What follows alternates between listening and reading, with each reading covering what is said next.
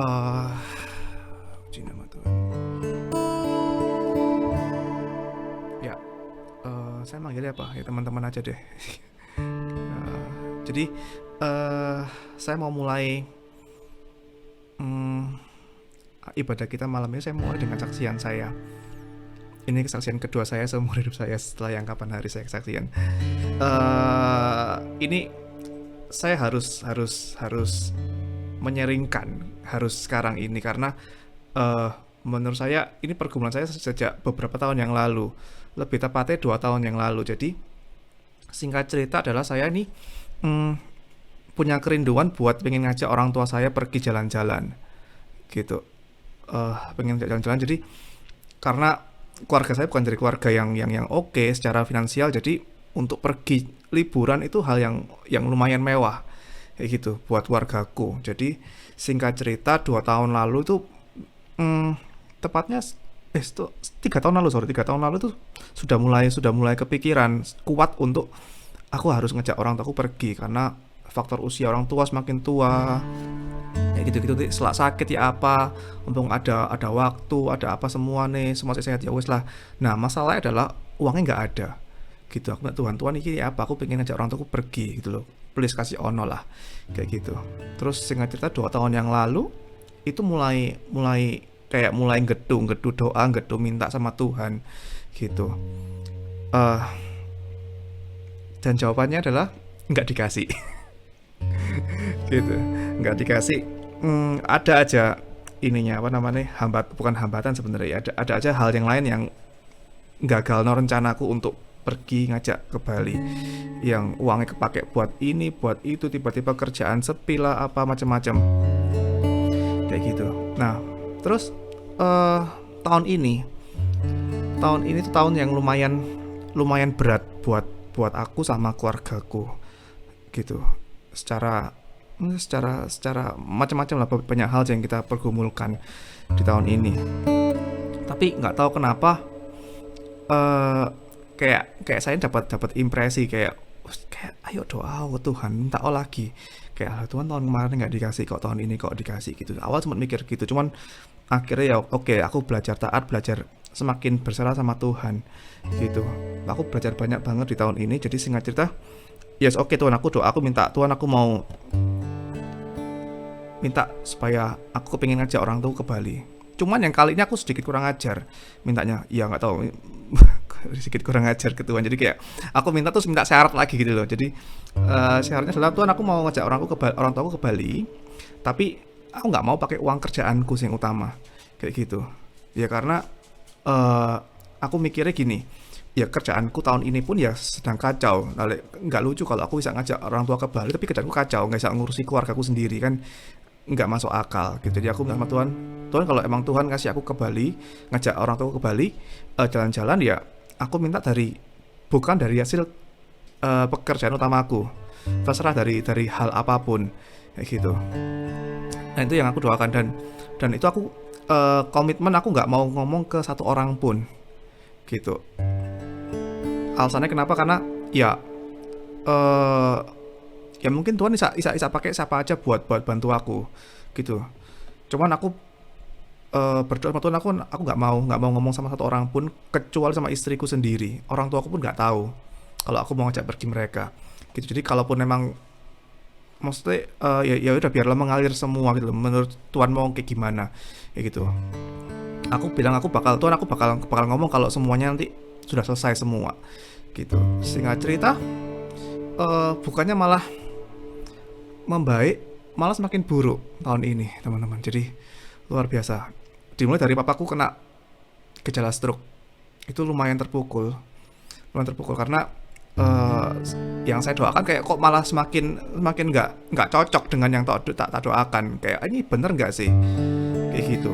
Cuma nggak tahu kenapa kok semakin ada impresi kayak ya terus minta terus doa terus we Tuhan gitu. Nah sambil juga aku belajar ngerti mohon Tuhan tuh apa sih terhadap hidupku gitu sambil aku belajar banyak hal di situ. Singkat cerita ketambahan lagi papaku mesti operasi katarak lah, ini itu macam-macam.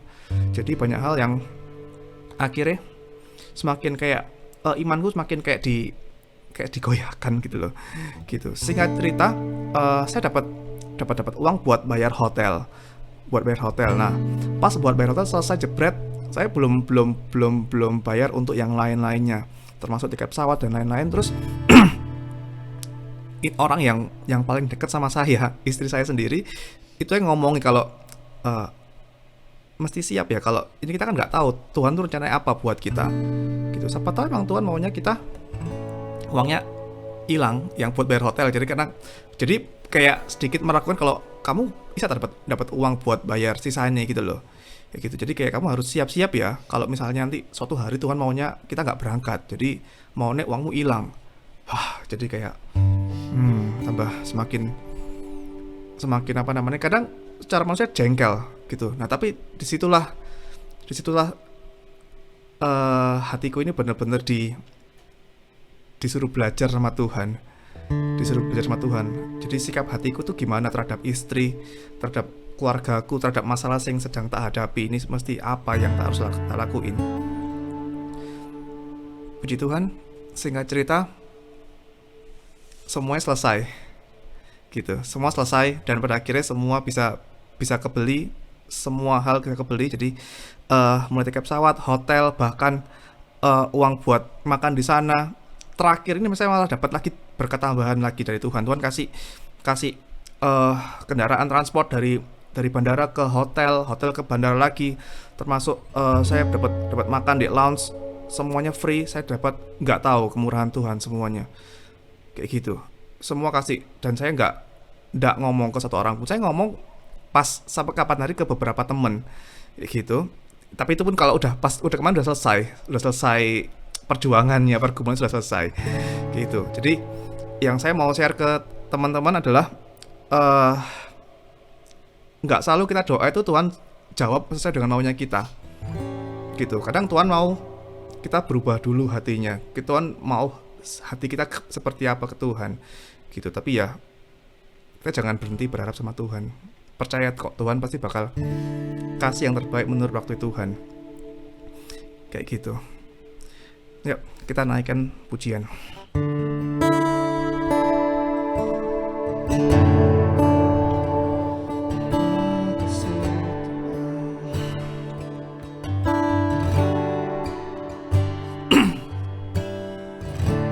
Tak selalu Tuhan menjawab doa, namun Dia beri yang terbaik di waktu yang tepat.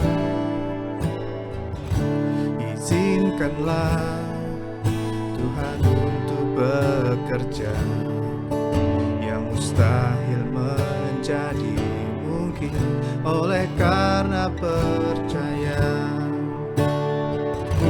Yesus mendengar lebih dari yang kudoakan. Yesus menjawab lebih dari yang kuharapkan. Dengan caranya di waktu yang tepat, ku kan melihat Dia jadikan semua.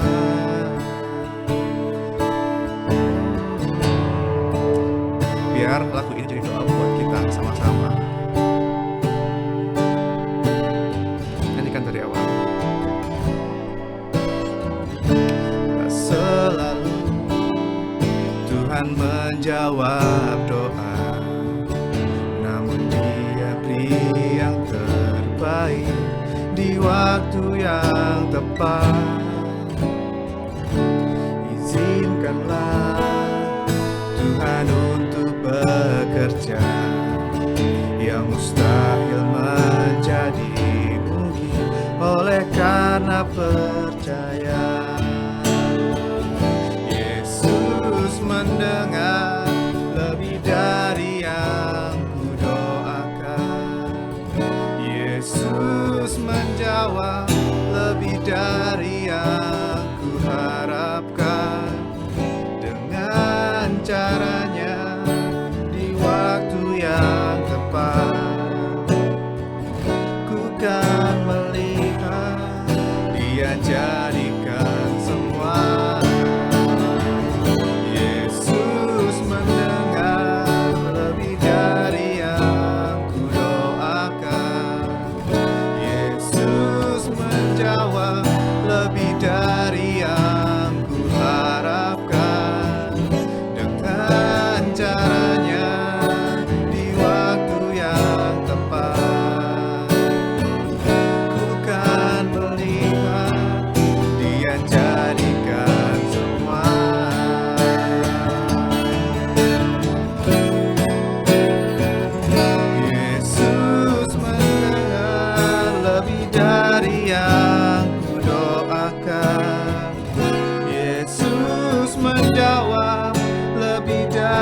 yang ku harapkan, dengan caranya di waktu yang tepat.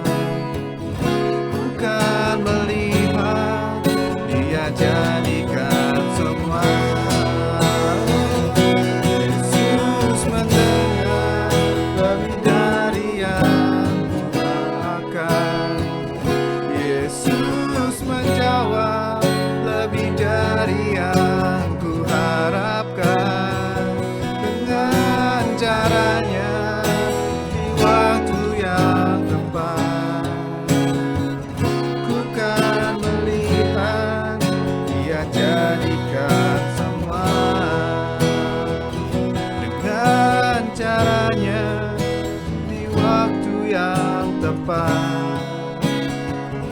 Ku kan melihat dia jadikan semua, dengan caranya di waktu yang tepat. Ku kan melihat dia jadikan semua. Sembah dia.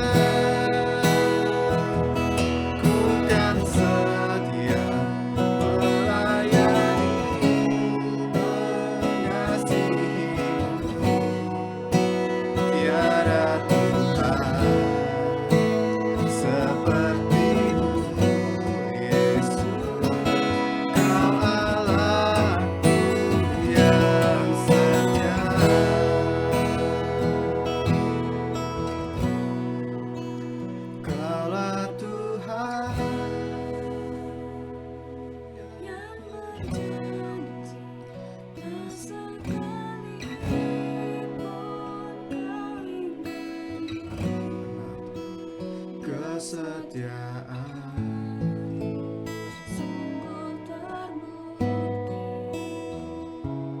di sepanjang hidupku untuk selamanya.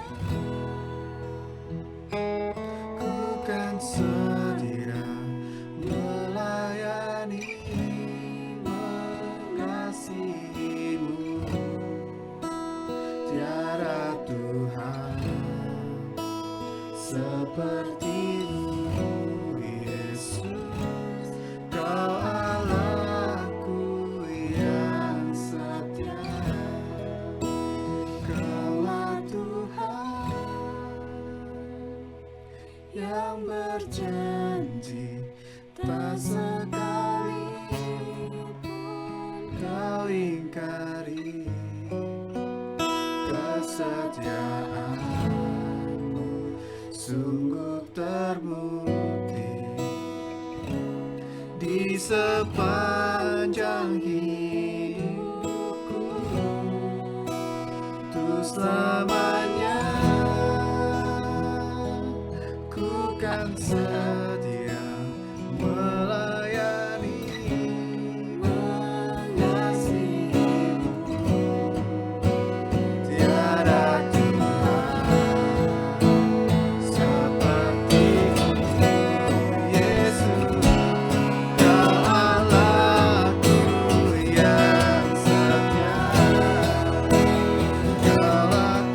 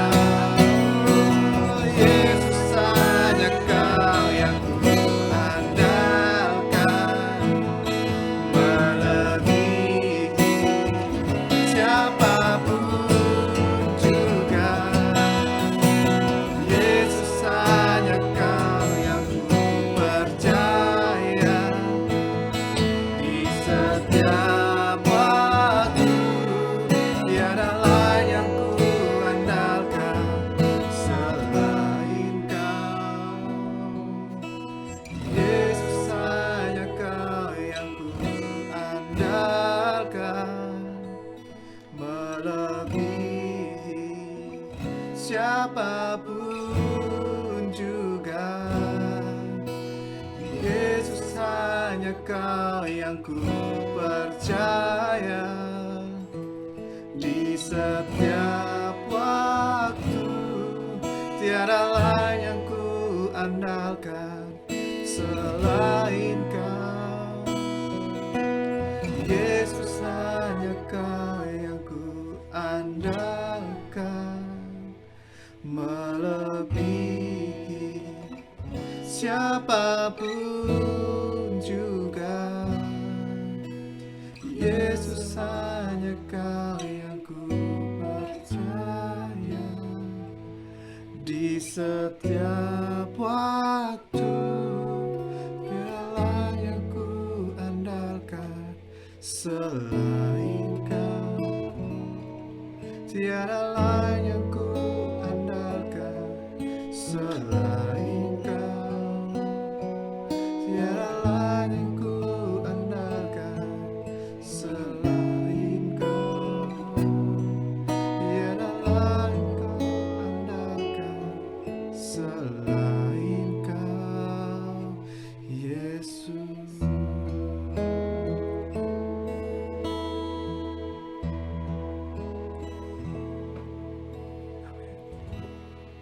Saya kembalikan ke CT Resia. Pastor, you may start. Hello everyone. Hi. Ya, saya menyapa setiap saudara yang hadir di tempat ini.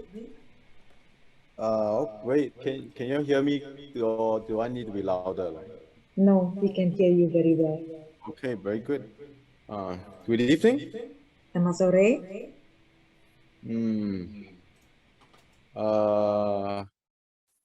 I don't know whether it's Bahasa word. Maybe it's a name.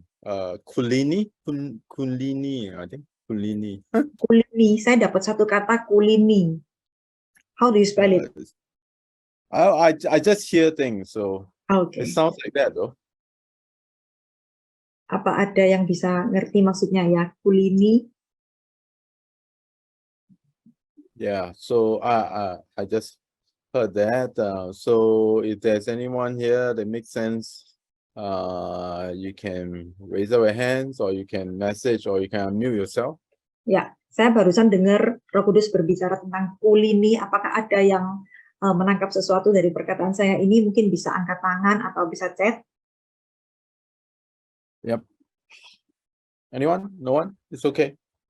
Kalau enggak, Someone is having it's probably you, but your stomach area, there's a, I don't know whether it's a tumor or whatever it is, but it's definitely went for operation or something.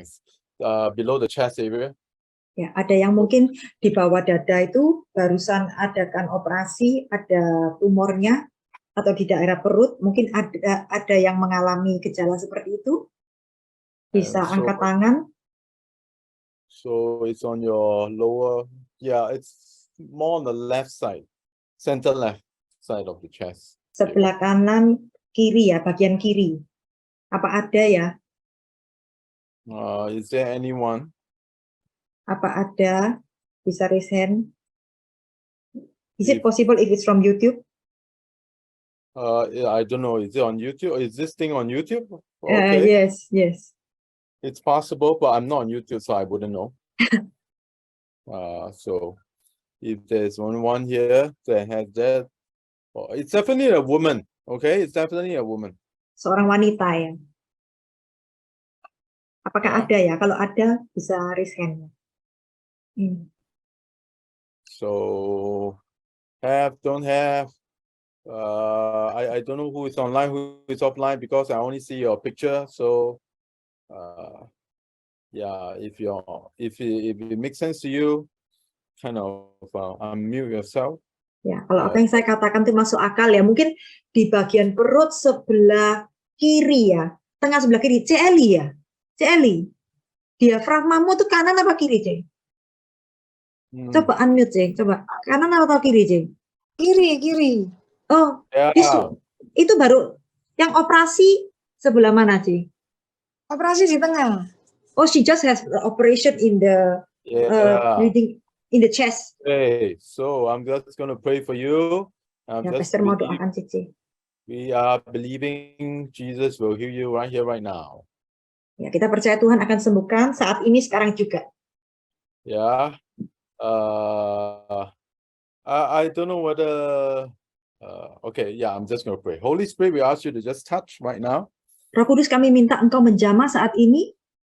Can you put your hands on your left side? Jadi tangannya bisa ditaruh di bagian sebelah kiri yang perut itu ya.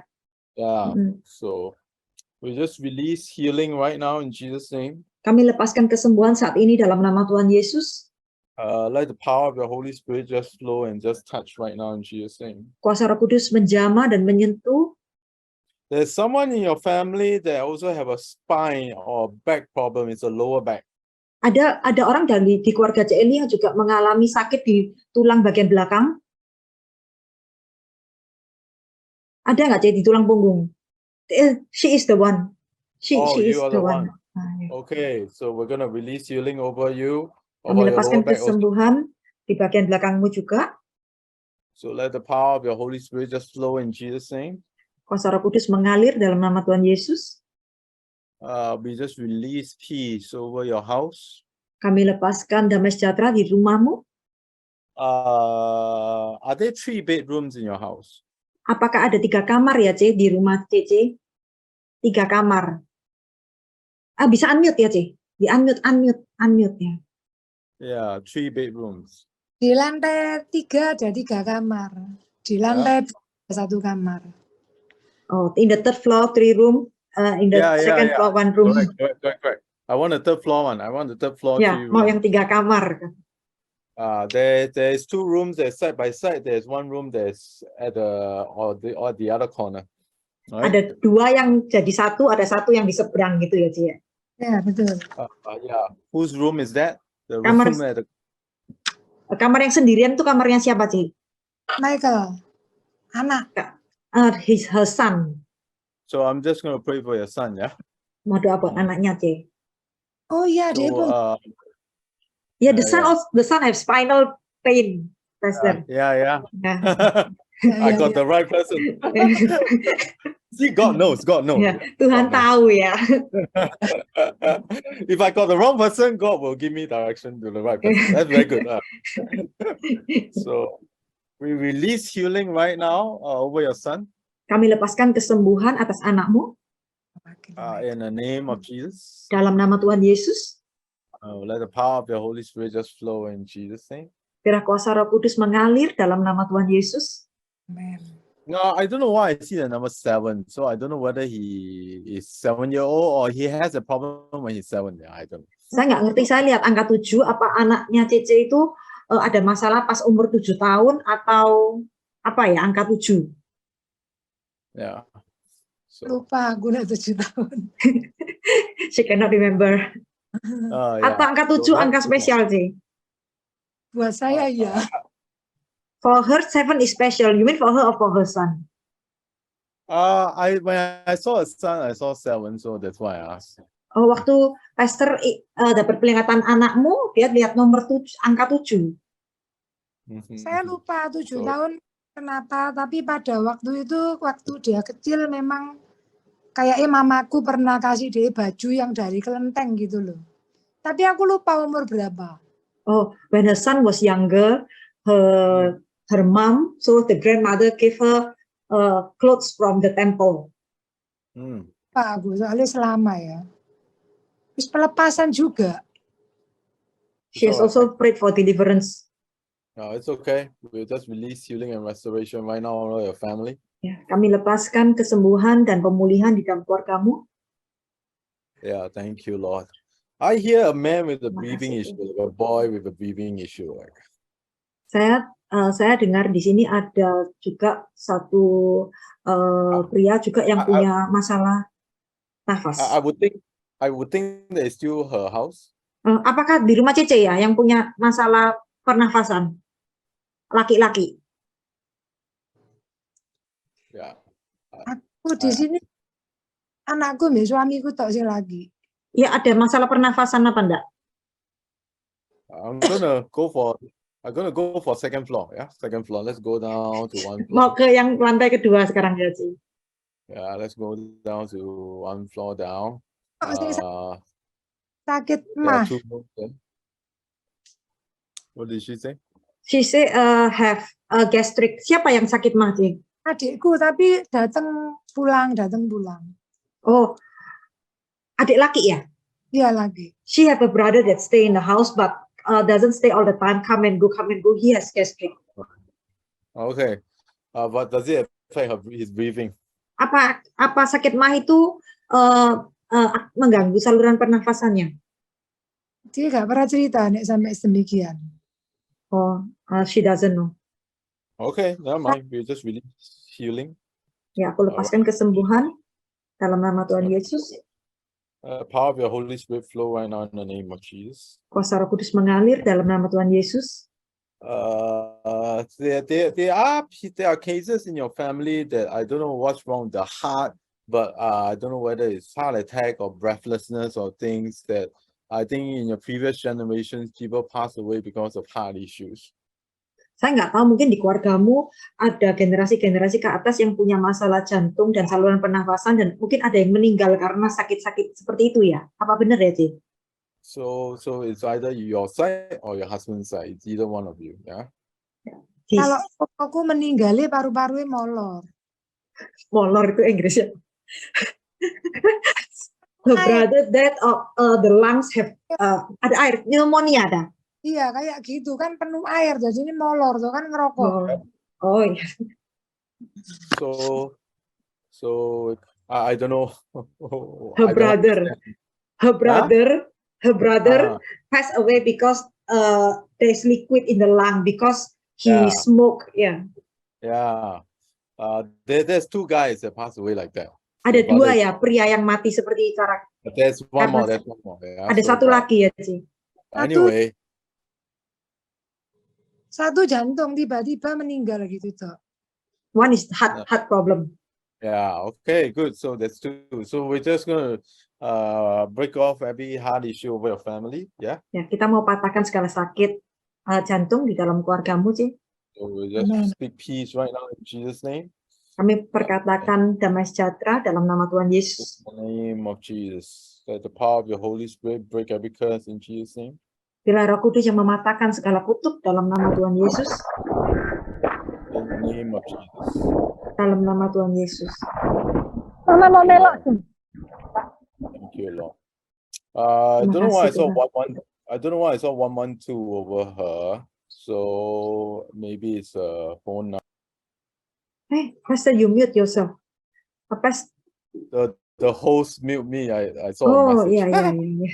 So I saw a number 112 over her. I don't know whether it's an address or a phone number. Ya, Pastor melihat angka 112 itu nomor telepon atau alamat sih, Eli? Yeah, don't know why. Maybe the car plate. Don't know. But, 112 angka apa sih? Nggak tahu. Nggak tahu. She doesn't know. okay, no problem. When you remember, you let me know. Ya, kalau ingat nanti tinggal kasih tahu. Ya. Thank you, Lord. Anna.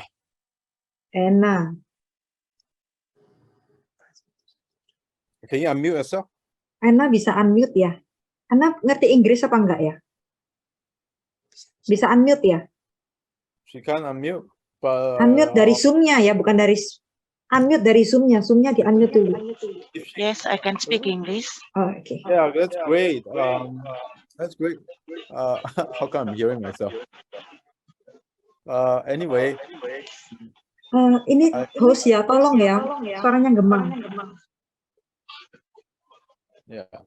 So anyway, it's a word for financial restoration over your family, yeah. And I believe God is restoring money. You understand what I'm talking about? Yes, she can understand English. Okay, so first, anyway, I can't hear her. It's all right. But I saw an amount. I don't know what you own. Don't know whether it's an amount that you need breakthrough in, or you own an amount. If you have a loan or something, can you nod your head? if you have a loan or something. Ada utang nggak? Kalau ada utang mungkin bisa bisa itu ya apa? Yeah. Okay, so I know Indonesian rupiah is very big, so I'm not going to count how many million. It's 350,000,000,000,000,000,000. Okay, it's 350,000,000,000. Yeah, your money is very big, so I give that count. Yeah. Does it make So- sense? If it makes sense, So God will provide for us to pay our debt like that. your brother? house, yeah, your house will not be taken away. Don't worry. Okay. Yeah. Okay. Okay. Do you understand what I'm talking about? Yeah. Yep. Yeah. So don't worry. I'm not gonna tell everybody your financial situation, but God will provide. Yeah. All right. Great. Thank you, Thank you, brother. Lord. Thank you. Thank you so much. Thank you, Lord. Thank you, Jesus. All right. Good evening, everyone. Selamat sore. I think in the last 2 years, Ya, so- in the body of Christ, that now the lack of perspective is the enemy of hope. kurangnya pengertian itu adalah yang menyebabkan kita tuh bisa tidak punya pengharapan. So because all of you are probably most all of you are not 100-year-old, right? Karena Some saudara is di sini, Ya. Ya. Karena saudara di sini kan semuanya di bawah 100 tahun ya umurnya ya. Correct. Yeah, no one is 100-year-old here, right? That very good. That means this is your first pandemic. Berarti ini adalah pandemi pertama yang saudara alami ya, karena di sini nggak ada yang umurnya lebih dari 100 tahun. Because it's your first time going through a pandemic, it's like your first time driving. How many your first time driving, you are terrible at it. Karena ini pertama kali saudara itu mengalami pandemi ya, seperti saudara pertama kali mengemudi mobil. Berapa dari saudara mengingat waktu di mana saudara pertama kali menyetir mobil dan itu saudara itu menyetir dengan sangat buruk gitu ya.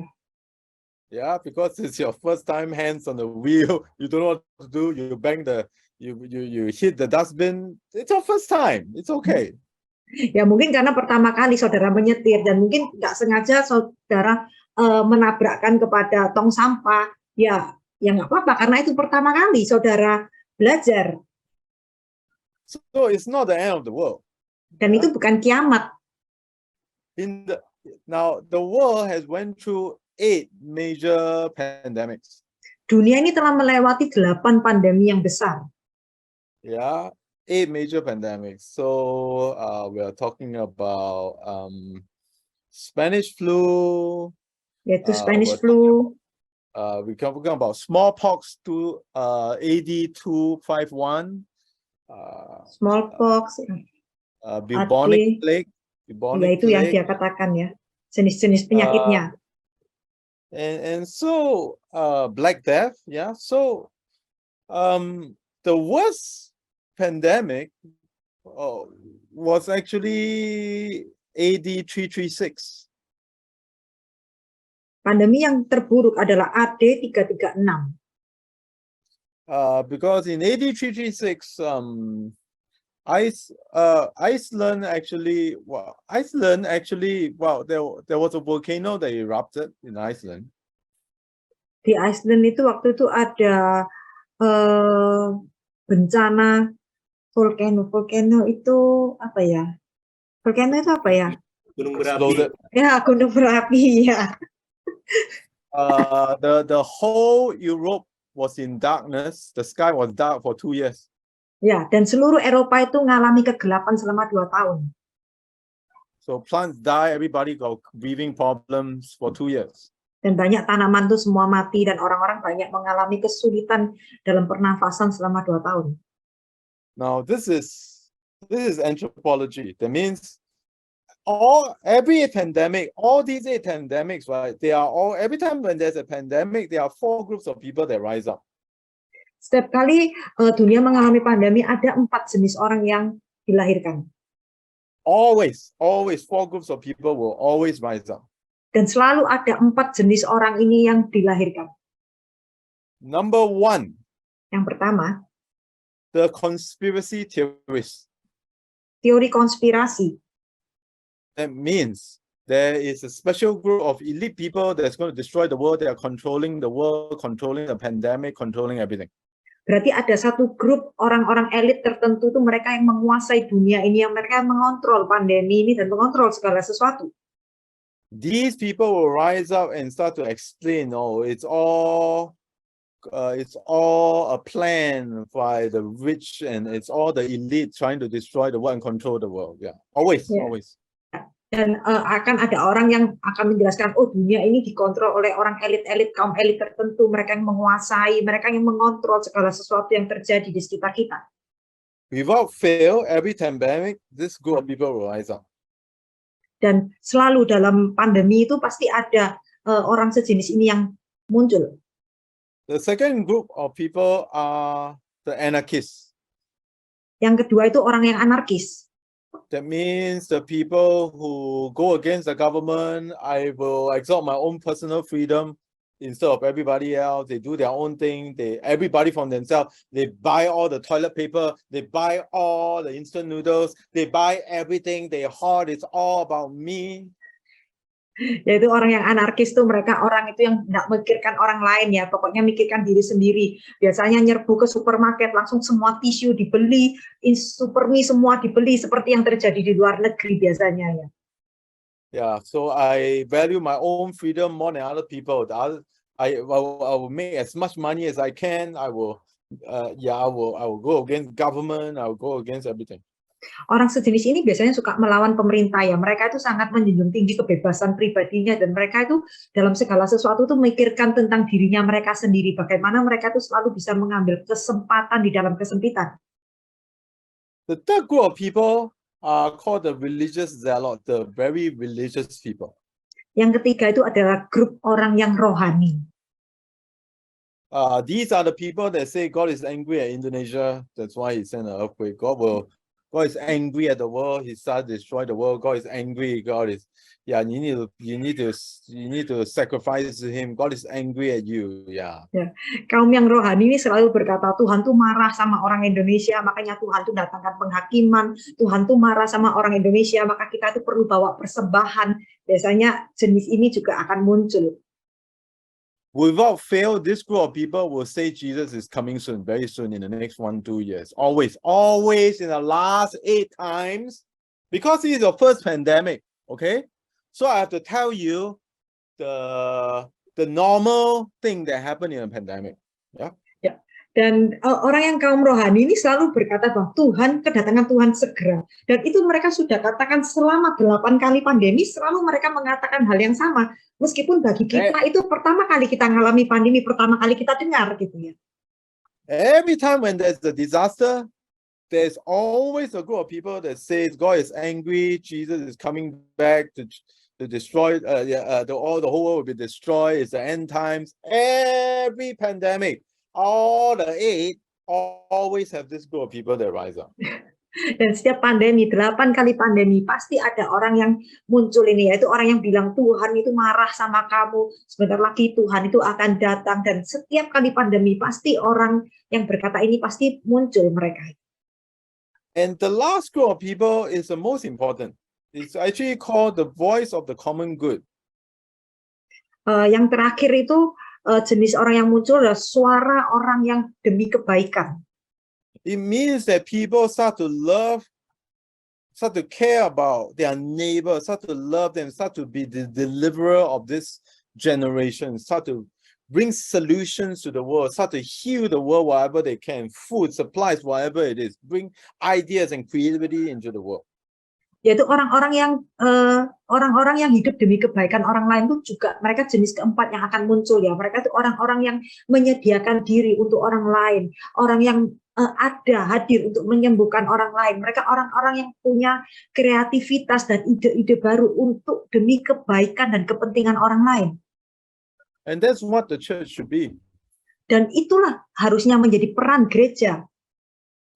Because we are starting to hear this word again and again and again. It's called post-pandemic. Dan kita seringkali mendengarkan kata-kata yaitu post pandemic, setelah pandemi. Yeah, I started to hear this year suddenly a lot of people start using the word post-pandemic. That means it's going to be a very exciting time for the church. Nah, kata-kata post pandemi yaitu apa yang terjadi setelah pandemi, berarti ini adalah sesuatu hal yang seharusnya bergairah buat gereja Tuhan. Without fail, all 8 pandemics, Tanpa gagal di dalam 8 kali pandemi, every time when all 8 pandemic when it ended, there's suddenly always the revival that started for 3 years. yang saya Always. perhatikan ya, setiap kali setelah pandemi itu diikuti dengan 3 tahun kebangkitan rohani, itu selalu ada terjadi. And without fail, people will start to rush back to church, rush back to mosques, rush back to temples, whichever religion they believe in. Dan orang-orang mulai kembali ke sekolah, ke mall, bahkan ke agama-agama mereka, beribadah di rumah ibadah mereka. And they will start to ask questions why it happens, and we need to give the right answer. Dan mereka mulai bertanya, kenapa ya kok pandemi ini terjadi? Dan kita perlu menyediakan jawaban yang benar bagi mereka. And after 3 years revival, then 3 years of consumerism, people will start buying. Ya, dan setelah kebangkitan rohani selama 3 tahun, lalu akan dilanjutkan dengan 3 tahun itu tahun consumerism, di mana orang mulai belanja. Then after that comes the correction. What correction? The economic correction. The economy correct itself. Ya, lalu mulai ada koreksi ekonomi setelah 3 tahun kebangkitan rohani, 3 tahun mereka suka belanja, lalu ada koreksi ekonomi. So let me give you an example. Spanish flu. Seperti waktu ada Spanish flu dulu. Spanish flu ended 1921. 1922 to 1924 it was great revival, healing revival, voice of healing, great evangelists started to rise up, Smith Wigglesworth, all these people started to come out. Ya, flu Spanyol itu berakhir di 1921 dan setelah itu banyak hamba-hamba Tuhan yang mulai muncul ya. Mereka melakukan kebangkitan rohani, termasuk Smith Wigglesworth juga hadir di tahun zaman-zaman itu. 1925 to 1928 people start spending. Tahun 1925 sampai 1928 orang-orang mulai belanja normal. Then in 1929 there was the Great Depression. The Dan economy 1929 mulai depresi ekonomi, depresi seluruh dunia ya, mengalami depresi ekonomi waktu itu. So now this is not just one time, this is 8 times. Dan ini terjadi ya bukan sekali, tetapi sudah diulang selama I think 7 times, Pastor, because 8 times. This one is the 8th time, right? Oh, no. This one is 8 times excluding this. okay. Dan ini sudah terjadi selama 8 kali setelah pandemi, selalu terjadi pola yang sama. And so we are, and it will start to happen when you start to hear the word post-pandemic. Dan itu terjadi ketika kita mulai mendengarkan kata-kata post pandemi ini yang terus didengungkan. The greatest revival or awakening in the church is actually one of the greatest reformation in the church is actually Martin Luther, where the word of God was brought back into the scene. Ya, kebangkitan rohani yang terbesar atau reformasi rohani yang terbesar itu ada ketika Martin Luther tuh membawa kembali firman Tuhan. That was after a pandemic. Dan itu terjadi setelah suatu pandemi. And strangely, the pandemic actually started in China. Dan anehnya pandemi itu dimulai dari Cina. And China closed its door to the west. Waktu itu Cina itu tutup perbatasannya terhadap barat. Closed the Silk Road.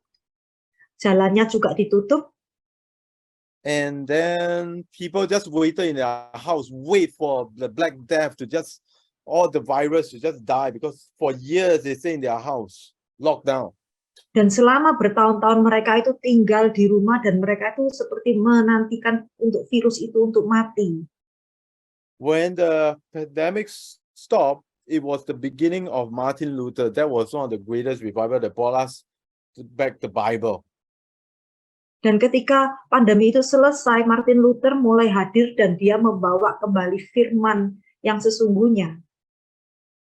So I'm telling you, the first three groups of people eventually will be wrong again. Yang saya mau katakan adalah 3 jenis orang yang tadi hadir, itu mereka tuh orang yang salah. Because Jesus has not come back, and it's like post-pandemic, they say that Jesus is coming back. Well, it's almost over and Jesus has not come back. Karena sudah dikatakan 8 kali Tuhan Yesus akan datang kembali, tapi sudah 8 kali dibuktikan Tuhan Yesus masih belum datang kembali. The people who say that it's a special elite group of people that's trying to control all these things, well, it didn't happen. There's no one world order. They are wrong again. Dan juga jenis yang pertama ya, mereka yang selalu mengatakan, oh dunia ini dikuasai oleh kaum elit, semua dikuasai oleh orang-orang kaya tertentu, tetapi itu tidak terjadi dan sampai sekarang masih ada dunia itu. So it's a very interesting time because the last 3 months I keep hearing the word post-pandemic. That means something very exciting is about to happen in the church. Dan selama 3 bulan ini saya selalu mendengarkan kata-kata post pandemi. Itu mengingatkan saya berarti sesuatu yang bergairah akan terjadi di gereja Tuhan. I say in the beginning, I say it again, the lack of perspective is the enemy of hope. The reason why we have hopelessness is because we are given false information. Ya, saya katakan bahwa karena kurangnya pengertian itu yang membuat orang itu tidak bisa punya pengharapan. Kenapa kita nggak bisa punya pengharapan? Karena kita selalu mendengarkan informasi yang salah. If you do not learn from history, if you don't understand the perspective of history, that this has already happened so many times, you will live in a world of hopelessness, not realizing one of the greatest revival of the church is about to come. Kalau saudara nggak pernah mempelajari sejarah dan nggak pernah belajar pola-pola yang sudah terjadi di dalam sejarah, dan ini bukan pertama kalinya itu terjadi, maka saudara akan hidup dengan tidak ada pengharapan untuk menghadapi masa depan. Ketika gereja itu sebenarnya harusnya mengalami masa-masa yang bergairah di hari-hari ke depan ini. For the last 2 years, we've been living in an upset world and forgot about what God is setting up. I am realigning all of us to realize that it's coming to the end, and the next 3 years is going to be very important and very exciting for the church. Ya, selama 2 tahun ini kita sudah hidup sangat menyedihkan ya, dan saat ini saya mau mulai membangkitkan saudara untuk menyelaraskan kembali saudara dengan apa yang akan Tuhan kerjakan di dalam 3 tahun ke depan. 3 tahun ke depan ini akan menjadi tahun yang sangat bergairah bagi kita. Because we have not still yet seen the prophet who says the least of us will be like David. Karena kita sampai sekarang pun kita belum lihat apa yang dikatakan di Amsal ya. Kita yang terkecil pun paling enggak akan menjadi seperti Daud. We have not seen yet Jesus prophesied that you are a city on a hill, you are Mount Zion. Kita belum lihat. Kita belum itu long I cannot. Ya, kita belum lihat seperti Tuhan Yesus katakan ya, kita itu kota yang ada di bukit dan kita itu seperti Gunung Sion. And it's said that the church is supposed to be the desires of the nation. Dan gereja itu seharusnya menjadi kerinduan bangsa-bangsa. Have the nation desire us yet? Apakah bangsa-bangsa itu sudah merindukan menjadi seperti gereja? For the Church of Singapore, not so yet. Bagi gereja di Singapura, kita belum mencapai taraf seperti itu. And if you think that the move of God that is about to come is about gathering people in one place, you are wrong. Kalau saudara mengira bahwa kegerakan Tuhan itu yang akan terjadi itu adalah saudara mengumpulkan orang di satu tempat, berarti saudara itu salah. Because when the prophet says the least of you will be like David, karena ketika Amsal berkata saudara yang terkecil pun akan paling enggak menjadi seperti Daud. what is the difference between David and Saul? You need to understand that. Saudara perlu mengerti perbedaan antara Saul dan Daud itu apa. Saul was never his true self. is always his false self when he had people around him. Saul itu tidak pernah menjadi dirinya sendiri, dia itu selalu membawa dirinya yang palsu dengan adanya orang-orang di sekitar dia. David, on the other hand, was authentic and genuine when he is alone, and he was authentic and genuine when he is with the crowd. Tapi kalau Daud itu dia membawa dirinya itu asli ya, ada orang ataupun ada kerumunan, ada orang yang mengikuti dia atau tidak, dia pun orangnya sama apa adanya. Saul was the people's choice, David was God's choice.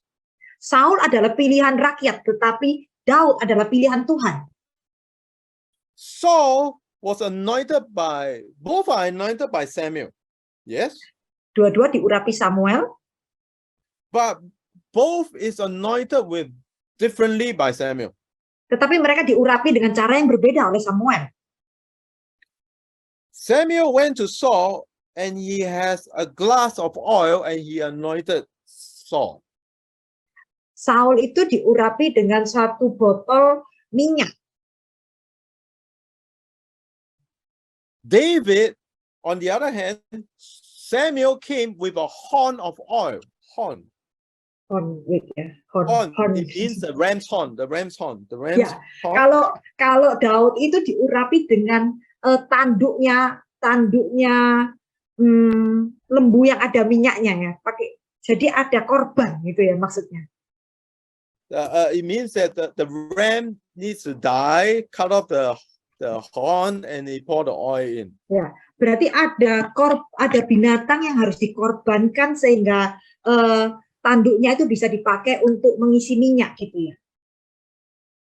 So when Zechariah chapter 12 verse 8 says that on a day the Lord will shield those who are in Jerusalem so that the feeblest one, the weakest one of them will be like David, there's a special meaning to it. Ya, jadi di Zakaria 12 ayat 8 pada waktu itu Tuhan akan melindungi penduduk Yerusalem dan orang yang tersandung di antara mereka pada waktu itu akan menjadi seperti Daud. Kalau mungkin di bahasa Inggris itu mereka yang lemah, mereka yang lemah di antara mereka akan menjadi sama perkasa seperti Raja Daud. Itu ada artinya. So we are back to this subject of David and Saul. What's the difference between a glass of oil, a bottle of oil, and a horn of oil? Apa bedanya satu gelas minyak yang dipakai untuk mengurapi Saul dan satu tanduk berisi minyak yang dipakai untuk mengurapi Daud? One is the glass is man-made, a horn is a ram needs to die. Amin. Ya, satu yang gelas itu buatan manusia, tetapi yang tanduk itu berarti ada korban yang harus disembelih, ada binatang yang harus dikorbankan. That means in Saul and David, you see two religious systems that is very different. Di dalam cara pengurapan untuk Saul dan Daud, kita mengerti bahwa ada dua sistem agama yang berbeda. I'm very familiar with Indonesian churches. Saya sangat memahami gereja-gereja di Indonesia, So I preach in quite a lot of them. karena saya sering khotbah di gereja-gereja Indonesia. And I preach in quite different countries too. Like I preach quite a lot of places. Yeah. Dan So saya I juga understand. berkhotbah di beberapa negara. And so one is man-made, the other one is organic. It's an animal need to die. Yang satu itu, yang Saul itu adalah perbuatan tangan manusia, tetapi yang tanduk itu adalah sangat organik, bertumbuh dengan sendirinya. There is Christianity that if your Christianity is about gathering, you're gonna have a problem. Kalau kekristenan saudara adalah tentang mengumpulkan orang atau berkumpul bersama terus, berarti ada sesuatu masalah di dalam kekristenan itu. Nothing wrong with big gatherings, but you need a big building. Pardon? Nothing wrong with big gatherings, but you need a big building, and that takes a lot of money. What you mean building or There's Because- nothing wrong to have a big church building. There's nothing wrong to have a big gathering, but you need a big church building. Oh ya, nggak ada salahnya dengan ngumpulin banyak orang, tetapi akan saudara itu membutuhkan gedung yang besar dan itu membutuhkan uang yang banyak. But the problem is this, in big gatherings, most of us are never ourselves. Tetapi seringkali di dalam pertemuan yang besar, kita itu nggak pernah bisa menjadi diri kita sendiri. Because it's very easy to say amen in a word of faith conference. Karena sangat mudah ya, di dalam suasana yang orang banyak, kita tuh sangat mudah mengatakan amin tanpa mengerti. Because your neighbor is saying amen, thousands of people are saying amen. Karena tetangga saudara berkata amin dan ribuan orang berkata amin, jadi saudara juga terbawa untuk mengatakan amin sangat mudah sekali. God is good all the time God is good. Ya, bahkan saudara bilang Tuhan baik, selalu Tuhan baik, kapanpun saja. But when you're you can say amen on Sunday, God is good on Sunday, but the most important thing is what do you say on Monday when you're alone? Ya, saudara mungkin bisa bilang Tuhan tuh baik ya pada hari Minggu, tetapi waktu Senin, waktu saudara sendirian, apakah saudara masih bisa tetap berkata Tuhan itu baik? So we only teach people how to be a Christian Sunday for 2 hours. We don't teach how to be people to be Christians for the 6.5 days that they are without anyone to say amen together with. Seringkali kita tuh hanya mengajarkan orang Kristen menjadi orang Kristen selama 2 jam di gereja, tetapi kita nggak pernah mengajarkan mereka di dalam 6 hari setengah di luar gereja sana. Mereka nggak ngerti bagaimana menjadi orang Kristen sesungguhnya. And maybe that's why a lot of us are very powerless, because we were never taught how powerful we are in Christ. The least will be like David, right? Dan itu yang kenapa orang Kristen itu tidak memiliki kuasa. Padahal Alkitab tuh berkata, yang terlemah pun akan menjadi seperti Daud. We were taught to see how powerful the person on the stage is, not realizing how powerful we are also in Christ.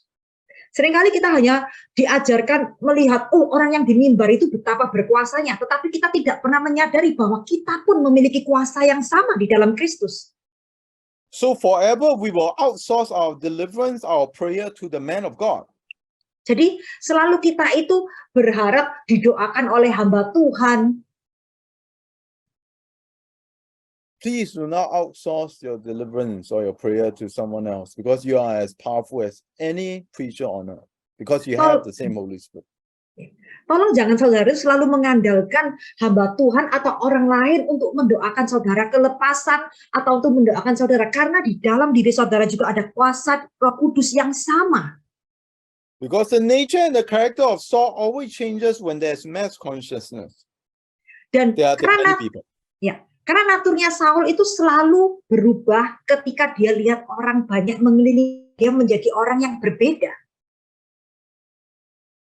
David, on the other hand, is authentic to himself and he's authentic in front of many people.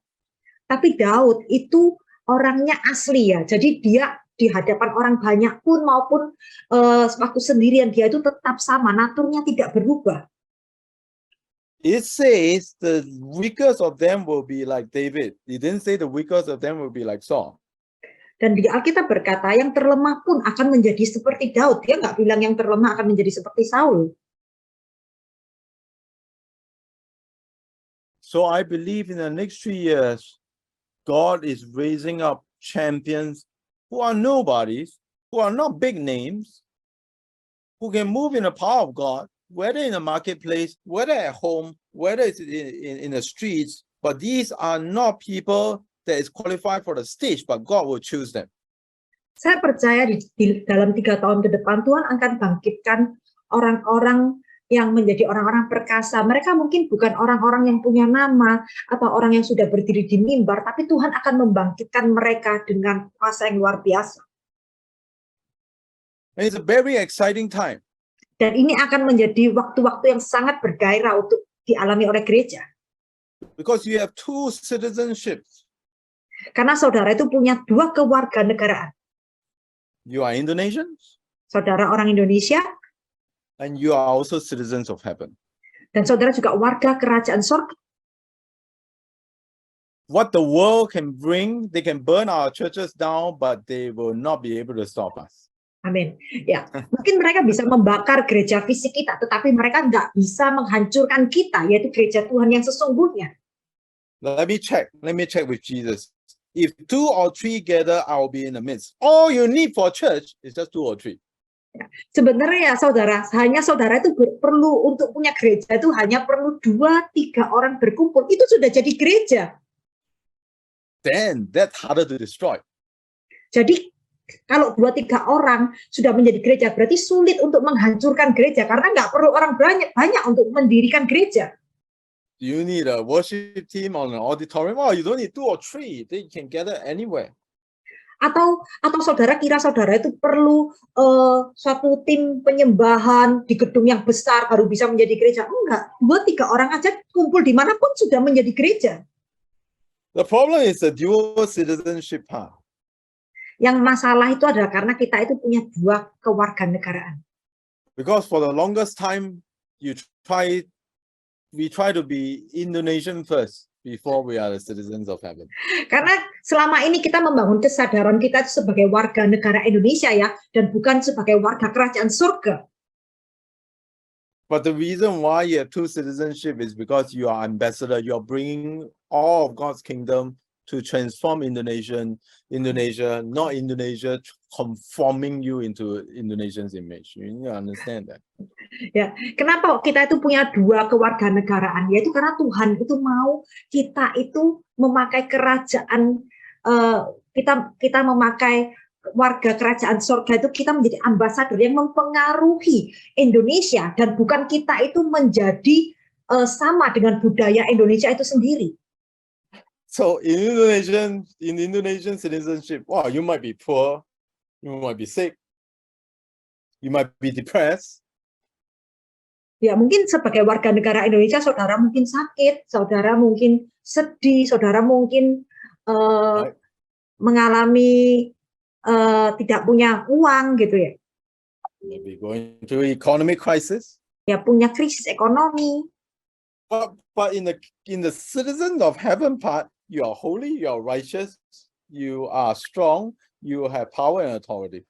Okay. Ya, tetapi dalam sudut warga kerajaan surga, saudara itu kudus, saudara dibenarkan, saudara itu punya otoritas dan You kuasa. are love, you have the Holy Spirit, you are righteous, you are not depressed. Oh my God. Dan saudara itu dikasihi, saudara punya Roh Kudus, dan saudara itu tidak depresi. Saudara punya Roh Kudus, punya sukacita. You have love, joy, peace, patience, goodness, kindness, gentleness, long-suffering, self-control. You have all the fruit of the Spirit. Galatians 5:22. Ya, saudara punya 9 buah Roh Kudus yang ada di Galatia 5 itu. So how hard it is to be a citizen of heaven? Jadi betapa sulitnya bagi kita itu untuk menjadi warga kerajaan surga. Apakah itu sulit ya? Part of you is depressed, but part of you is in heaven and full of joy, but we're not tapping into the kingdom of heaven. Ya. Sebagian daripada saudara mungkin sedang mengalami depresi, tapi sebagian daripada saudara itu adalah ada di dalam kerajaan surga, tetapi saudara aja belum masuk ke alamnya itu. Whoever believe in him is in Philippians chapter 3, verse 20-21. But we are citizens of heaven, where the Lord Jesus Christ lived, as we eagerly waiting for his return as our Savior. Filipi 3:20-21. Karena kewarganegaraan kita adalah di dalam surga, dan dari situ juga kita menantikan Tuhan Yesus Kristus sebagai juru selamat. So, Indonesians, do you wake up one day? Suddenly you wake up in the morning. Ya, saudara tiba-tiba bangun waktu pagi hari. This is like, I need to be Indonesian. I must not become a Singaporean. I need to be Indonesian. I must try hard to be Indonesian. No, I don't want to be Singaporean. I don't want to be South Korean. No, I must try hard to be a South Korean because they lost the World Cup. No. Ya, apa mungkin ya saudara itu bangun pagi lalu saudara merasa gini, aduh, hari ini aku harus jadi orang Indonesia. Aku nggak mau jadi orang Singapura. Aku nggak mau jadi orang Korea Selatan karena mereka kalah sepak bola. Aku nggak mau jadi warga negara luar. Kan nggak mungkin kan kita seperti itu. You don't need to try hard because that's who you are. Saudara nggak perlu berusaha keras untuk menjadi warga Indonesia karena itulah memang yang ada di dalam saudara. Whether you like it or not, you are citizen of heaven, you have all power and authority, you are not depressed, you are not fearful, you don't need inner healing, you are healed completely in Christ Jesus. Jadi sebagai warga kerajaan surga, saudara itu tidak perlu berusaha keras untuk mendapatkan kesembuhan, mendapatkan kuasa, otoritas. Itu sudah ada semua di dalam diri saudara, karena saudara itu sudah menjadi warga kerajaan surga. When you understand how healed you are, inner healing becomes very easy. You understand? Because inner healing only happens when you have your past. When you have your past, right? You need to heal from your past. Ya, kalau saudara mengerti bahwa saudara sudah disembuhkan, maka kesembuhan batin itu menjadi sangat mudah. Kenapa kok harus perlu kesembuhan batin? Kesembuhan batin itu diperlukan karena ada masa lalu. But it says whoever is in Christ is a new creation. Tapi Alkitab berkata barang siapa itu ada di dalam Tuhan Yesus, dia adalah ciptaan baru, berarti sudah baru. Right? So therefore, you are a new creation.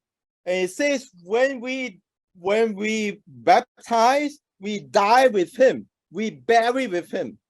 Okay? Dan Alkitab berkata kita itu ciptaan baru, berarti waktu kita baptis, kita tuh mati bersama Kristus, kita dikubur bersama Kristus. Now, if you need to bury someone, dig a hole and throw the person in, how dead is the person, can I ask? How dead is the person? Saya mau tanya ya, kalau misalnya orang dikubur itu kan biasanya kita harus menggali lalu kita taruh jenazahnya di dalam kuburan, itu berarti orangnya itu sungguh-sungguh mati atau masih setengah mati?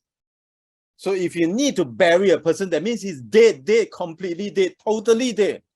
Berarti kalau orang itu harus dikubur, berarti dia tuh matinya tuh bukan setengah mati, tapi total mati, bener-bener mati. So when you realize you're very, very, very dead, you already died with Christ, your sin, your pain, your sorrow, what your neighbor did to you, what your mother did to you, what your great-great-great-grandmother did to you, what your great-great-great-great-great-grandmother did to you, what Adam and Eve did to you, it's all dead and you are in a new creation. You do not have time to go back to the past and dig back something that is already on the cross. Ya, jadi saudara mengerti ya, kalau saudara itu sadar kalau saudara sudah dikubur mati dan sungguh benar-benar sudah mati, berarti apa yang orang lain lakukan, menyakitimu, orang tuamu atau nenek moyangmu menyakiti kamu, itu semua sudah mati dan semua yang sudah mati. Itu pekerjaan karya salib, saudara nggak perlu diotak-atik lagi yang masa lalu itu, sudah selesai, sudah mati, sudah dikubur.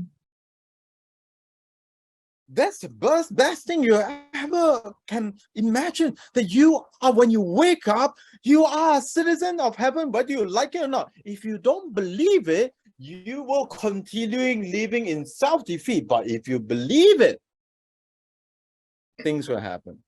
Jadi ketika saudara bangun pagi hari, saudara mulai menyadari bahwa saudara ini adalah ciptaan baru, saudara itu sudah warga kerajaan sorga. Dan kalau saudara percaya, saudara akan mengalami kemenangan. Tetapi kalau saudara tidak percaya bahwa saudara adalah warga kerajaan sorga, maka saudara akan terus hidup di dalam keterpurukan dan kekalahan. You may ask me the question, well, Pastor, but why do I still sin? Mungkin saudara bertanya, tapi Pastor, kenapa kok saya masih terus berdosa ya? If I believe in this, why do I still sin, right? Kalau saya percaya ini, kenapa saya kok terus masih bisa berdosa ya? That's a very good question. You should continuing ask yourself, if I believe in this, why do I need to sin? Not why do I sin, but why do I need to sin when I start to believe that I'm a new creation? That's the most important question. Ya, mungkin saudara bertanya, Pastor, kalau aku memang warga kerajaan surga, namun kenapa kok aku masih berdosa? Yang saya mau katakan adalah saudara jangan bertanya kalau aku warga kerajaan surga, kenapa kok aku masih berdosa. Tetapi saudara bertanya, kalau saya adalah warga kerajaan surga, mengapa saya harus tetap melakukan dosa? Itu yang saudara harus tanyakan. Kalau saudara adalah warga kerajaan surga, kenapa saudara harus terus melakukan dosa? Alasannya apa? And the word sanctify is not a process. There's nowhere in the Bible that says sanctification is a process, by the way. Dan di Alkitab tidak ada kata-kata yang berkata bahwa dipisahkan, dimurnikan itu adalah sebuah proses. 1 Corinthians chapter 1 verse 30 says, it is because of him that you are in Christ and Jesus have become our God's with the wisdom of God, our righteousness, our holy, and our sanctification.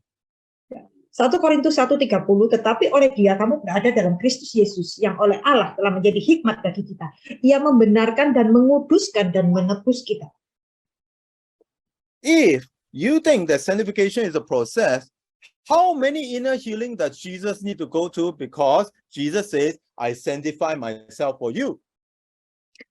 Jadi kalau saudara mengira bahwa dimurnikan itu adalah sebuah proses, berarti harus berapa kesembuhan batin yang dijalani oleh Tuhan Yesus.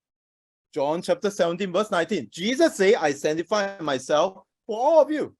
So if that means, so how many inner healing, if you really believe that sanctification is a process, then how many inner healing does Jesus need to go through?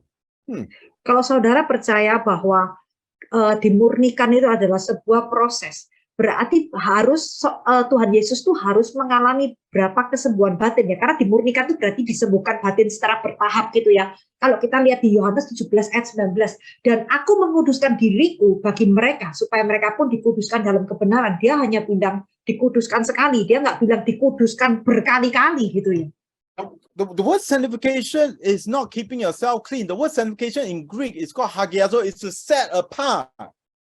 Ya, dan kata-kata dimurnikan itu bukan untuk saudara dibersihkan, oh jadi bersih gitu ya, bukan. Tetapi itu adalah dipisahkan dari dunia.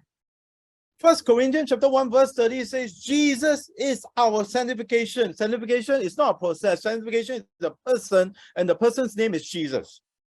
Ya, dan 1 Korintus 1:30 berkata bahwa dikuduskan itu bukan satu proses, tapi dikuduskan itu melalui satu pribadi, yaitu melalui pribadi Yesus. Why is this so important? It's because when you understand who you are, the devil is afraid of you. Kenapa ini sangat penting? Karena ketika saudara menyadari siapa diri saudara, maka iblis itu takut sama saudara.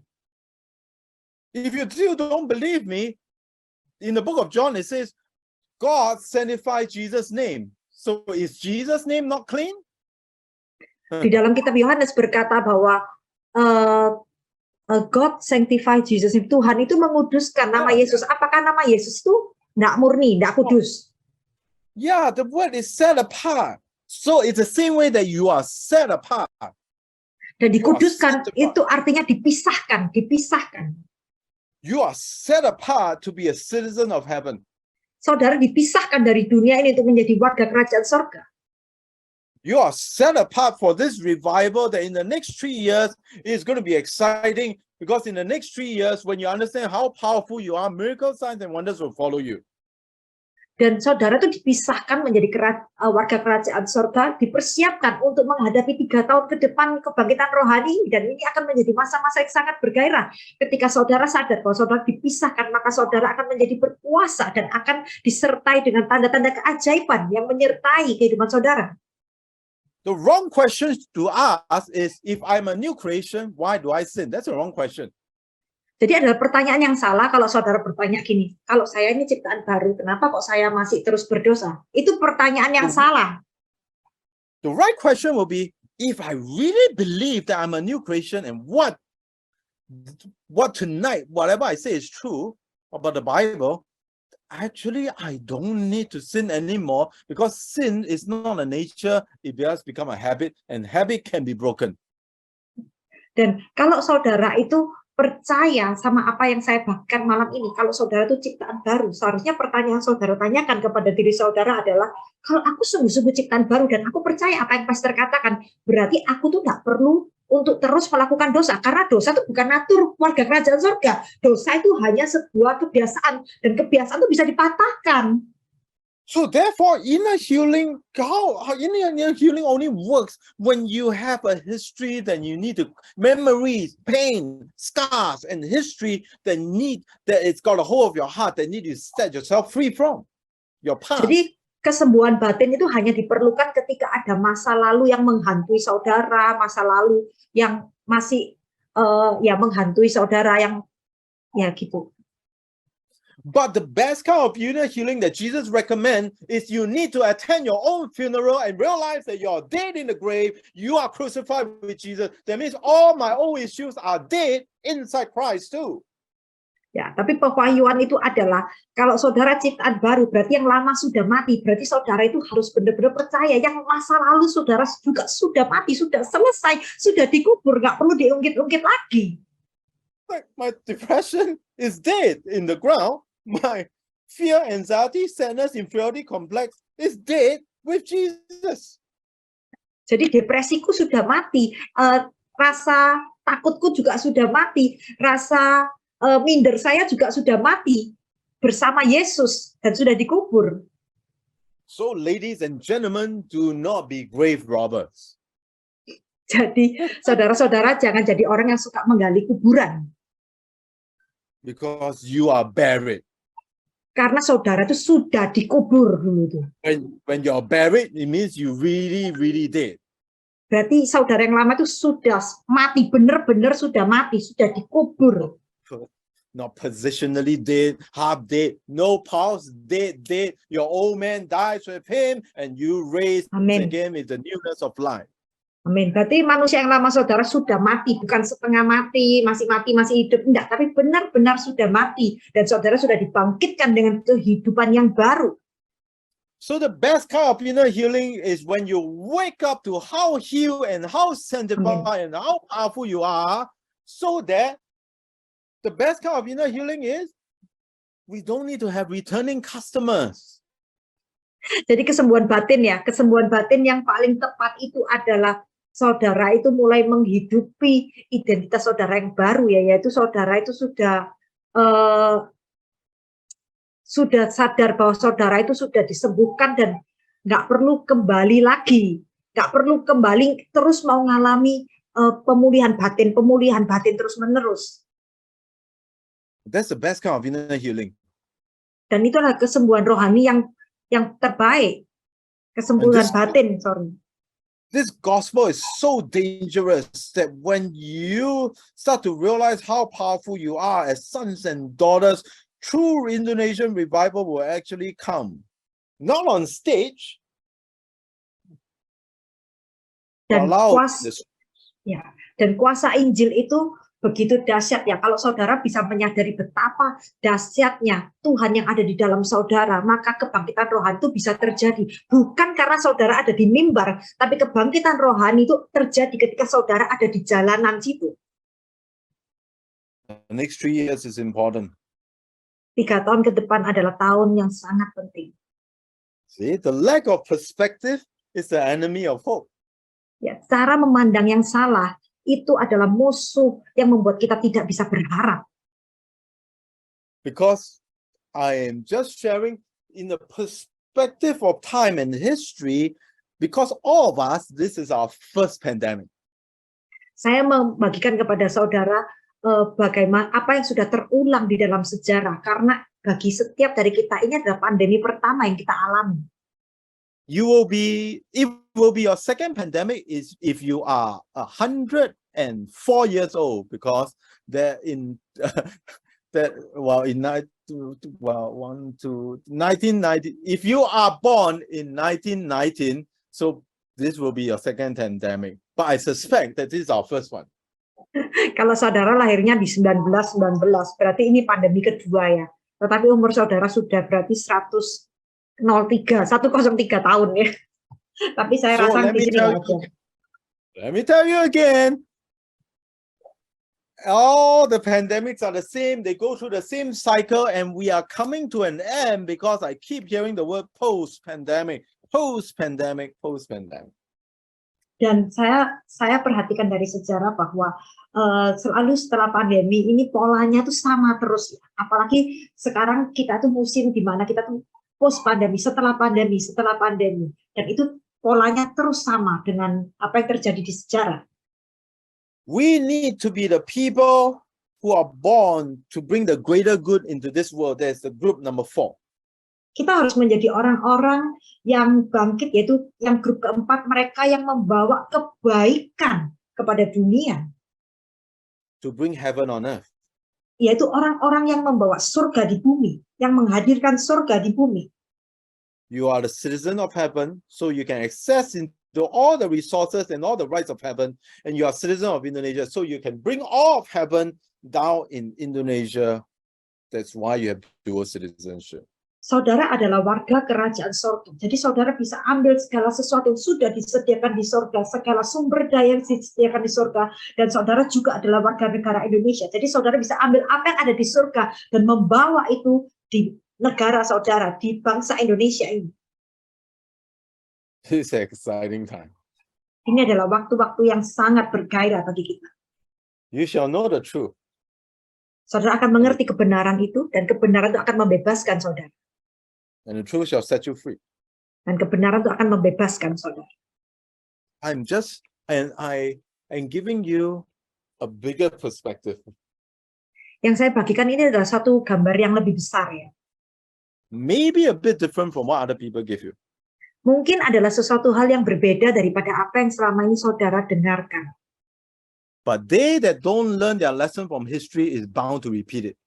Tapi mereka yang tidak pernah belajar pelajaran dari sejarah, biasanya mereka mengulang kesalahan yang sama. And so Indonesians, I'm excited for you. Jadi warga negara Indonesia, saya ini ikut bersemangat ya, melihat saudara, ikut bergairah bersama saudara. Forgive me for the short history lesson because it is necessary for me to set the stage. Ya, ampuni saya ya kalau tadi saya sempat bagikan sebagian dari sejarah, karena ini pengertian ini perlu untuk saudara supaya bisa tangkap pola yang saya bagikan. Let me pray for all of you. Saya mau berdoa buat saudara. Holy Spirit, we ask you to just come and invade right now in Jesus' name. Roh Kudus, aku mengundangmu datang dan menguasai saat ini dalam nama Tuhan Yesus. We just speak peace right now in the name of Jesus. Aku perkatakan damai sejahtera dalam nama Tuhan Yesus. Let the power of the Holy Spirit just come over every single person in Jesus' name. Biarlah kuasa Roh Kudus turun atas setiap daripada saudara di tempat ini dalam nama Tuhan Yesus. Help them understand Roh Kudus bantu mereka mengerti part of their citizenship is wholly acceptable. bahwa sebagian dari mereka sebagai kewarganegaraan mereka itu adalah sudah dikuduskan dan dilayakkan Emotionally healed with peace and joy. dan sudah disembuhkan secara emosi dengan sukacita. And we have attended the funeral of our old man. Dan kita sudah datang melayat kematian manusia lama kita. Brothers and sisters, here lies the body of the old man. Saudara-saudara, di sini sudah berbaring manusia lama kita, And we say our goodbyes. dan kita berkatakan selamat tinggal kepada jenazah manusia lama kita. Because all of us need to attend our own funeral tonight so that we can get rid of the past once and for all. Dan setiap kita harus hari ini itu mulai melayat jenazah manusia lama kita supaya kita bisa menyingkirkan masa lalu sekali saja dan untuk selama-lamanya. And we are going to walk into a very powerful 3 years of signs and wonders in Jesus' name. Dan kita akan memasuki musim 3 tahun di mana kita akan melihat tanda-tanda keajaiban menyertai kita dalam nama Tuhan Yesus. Because we are sanctified, we are set apart. Karena kita sudah dikuduskan, kita sudah dipisahkan. We are set apart for good works. That's the word. Karena kita dipisahkan untuk pekerjaan baik, yaitu kita dipisahkan untuk pekerjaan yang baik dari Tuhan. We are set apart to be powerful. Kita dipisahkan untuk menjadi berkuasa. We are set apart, therefore we are healed. Kita sudah dipisahkan, berarti kita sudah disembuhkan juga. mentally, physically, emotionally right now in Jesus' name. Secara mental, secara fisik, dan secara mentally, physically, and what? Emotionally. Ya, dan juga secara emosi kita sudah disembuhkan. So therefore, let's attend the funeral of our depression, our fear, and our sadness in Jesus' name. Mari kita juga melayat rasa takut kita, depresi kita dalam nama Tuhan Yesus. Mereka sudah mati. This is the only funeral you can laugh because it's a dying away of old things. Dan hanya saudara bisa menertawai ini ya, karena ini berarti hal-hal yang menjadi kelemahan saudara itu sudah mati. Ini yang manusia lama sudah semua sudah mati. Your hopeless self, depressed self, useless self is on the ground. In Jesus, we die with it. Dan dulu saudara merasa tidak berguna, saudara yang depresi, saudara yang tidak merasa berharga, semua sudah mati. Di dalam nama Tuhan Yesus, itu semua sudah mati. But when you raise up with the life of Christ. Dan ketika saudara bangkit di dalam kehidupan baru, saudara bangkit bersama Kristus. In Jesus' name. Dalam nama Tuhan Yesus. Amen. Amin. I have a friend in Saya punya teman, Thailand. He died and he rose again 3 days. 3 days in his funeral, he rose himself. setelah dia meninggal 3 hari dia bangkit. And the whole family was Buddhist, so they got scared. They thought it was a Thai ghost. Dan karena keluarganya itu semua Buddha ya, waktu dia hidup kembali itu keluarganya takut semua, dikiranya setan gitu. See, that's a problem of watching too many Thai horror movies. Like, it's scary when your father raise up from the in the living room and scare everybody off. Ya itu karena terlalu sering lihat film horor Thailand ya, itulah kelemahannya kalau sering lihat film horor ya. Jadi waktu bapaknya ini bangkit kembali dari kematian, mereka semua takut gitu ya.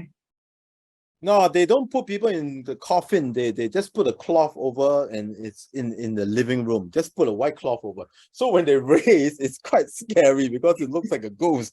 You know, it's really scary.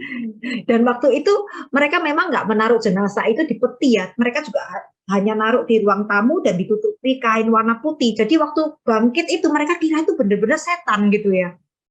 But I think it's better to raise the dead that way because if you put it in a coffin, you raise them like, Lazarus, come forth. They raise and they hit their head on the coffin and they will have to die again. And you need to raise them. Not a very practical thing. Ya, dan saya rasa ya lebih baik kalau memang jenazahnya dibiarin ditutupi kain gitu ya. Karena kalau seperti Lazarus bangkit gitu. Kalau misalnya orangnya ada di peti, bangkit kepalanya ketatap peti itu mati sungguhan nanti. Nggak bisa bangkit. I have a question though. Saya punya pertanyaan. If the man has speeding tickets. Kalau satu orang ditilang ya karena mengebut. Yeah, he drive maybe 120 kilometers. He got speeding ticket, and he Ya, died. dan dia mungkin mengemudi dengan sangat cepat 120 km lalu dia meninggal. The certificate has come out. So and so has died. Jadi kematian sertifikatnya itu keluar ya, nama-nama ini sudah meninggal. So when the police show up Waktu polisi datang and ask him to pay for the fine, dan polisi minta dia bayar dendanya, he's dead. The death cert is there. lalu dia akan menunjukkan sertifikatnya, aku loh sudah mati, ini loh, apa namanya sertifikat kematianku. So he doesn't need to pay because technically by right, technically he's already dead. So whatever crimes that he committed, right? I mean, the cert already shows that he's dead. So he doesn't need to pay the fine. Ya, jadi di dalam sertifikat itu kan menyatakan dia sudah meninggal. Jadi apa kesalahan yang sudah dilakukan waktu dulu dia masih hidup, dia nggak perlu bayar dendanya, dia itu orang sudah mati. What the law could not do, the law of the spirit supersede the law of the flesh. Apa yang tidak dapat dilakukan oleh hukum Taurat, itu hukum hukum roh itu lebih kuat daripada hukum Taurat. So when you understand, Kalau saudara mengerti, why should you struggle with depression? kenapa saudara harus terus bergumul dalam depresi? That's the old man. Itu masa lalu, itu manusia lama saudara. Let the dead bury the dead. Biarlah yang mati menguburkan yang mati. Amen. Amin. God bless you. Tuhan berkati. I hope you understand. Saya berharap saudara mengerti apa yang saya bagikan ya. There's nothing to be fearful and depressed about because it's a very exciting time. Saudara nggak perlu takut, nggak perlu depresi lagi karena hari-hari ke depan akan menjadi hari-hari yang sangat bergairah. C.S. Lewis says, what you believe, you become. C.S. Lewis berkata, apa yang kamu percaya, kamu akan menjadi seperti itu. If you believe you're a sinner saved by grace, then sinner will be your base. You will Kalau forever sin.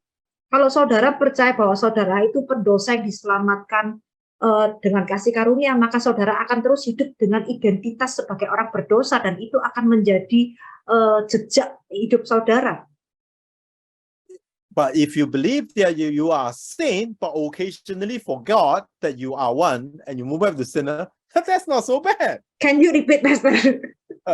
If you believe you're a saint, sometimes Oh, forget yeah. that you're a Yeah. saint, and you do stupid things, that is not so bad. Ya, kalau saudara itu sadar, saudara itu orang kudus, orang yang sudah dipisahkan, tapi kadang-kadang saudara mungkin lupa dan jatuh dalam dosa. Ya paling enggak itu masih enggak separah ketika saudara merasa aku ini orang sangat-sangat berdosa, maksudnya seperti itu. Nangkep ya, saudara ya. It's a matter of perspective. Itu adalah sudut pandang bagaimana saudara melihat dan menilai diri saudara sendiri. Lack of perspective is the enemy of hope. Ketika saudara tidak dapat mempunyai pengertian dan sudut pandang yang benar, maka saudara tidak akan punya pengharapan yang benar. I'm just going to pray for whoever needs healing. So if you need healing, just lift up your hands. Yeah.